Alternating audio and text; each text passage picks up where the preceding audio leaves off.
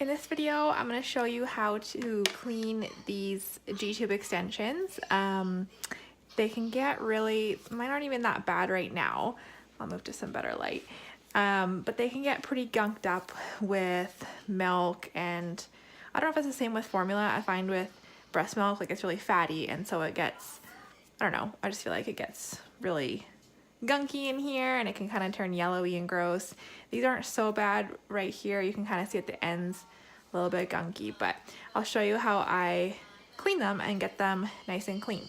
And the reason for that is we only get 2 of these a month, so they have to last about 2 weeks for each boy, and that can get pretty pretty gross in that time frame. So this is just the tape that I have stuck on them. Of course, my dirty sink, whatever, it's real life. Don't tell me your sink isn't that dirty too.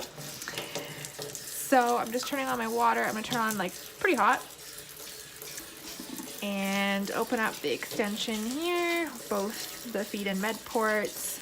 And then at first, like, I'm gonna leave it clamped, so I'm leaving the clamp done, and I'm just pulling it down. So it kind of, I don't know if you can see that on the video, but it kind of just scrapes everything down. And I can just change the position so, you know, like you're getting a different area of scraping, and just pulling that. And so if you can see that, it gets pretty gross in there, right? And I feel like that's gross to go into your child's body. So a good way to get more of that out is to run it under hot water. So of course, don't hurt your fingers, but it kind of burns a little bit. So you run hot water in there. Ow. Get the line nice and flexible and warmed up. So then what I do is I run hot water and then I clamp, and then I'm just doing that same scraping thing.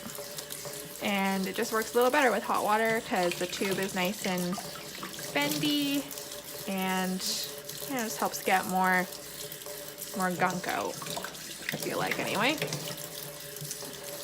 So just that a couple times, you can already see it's so much better. It's pretty much clear. And that's as good as it gets, really. It's not like you're gonna get it perfectly clean. So of course we don't want to just leave this air in here, because then that would just go into our kid next time we feed them. So just prime it with water again. I just run water through, clamp it, and then close these. So I just do that for each tube. Usually once a day, sometimes twice if they're really gunky, and keep them nice and clean. And from here, I just put it in the fridge until the next feed.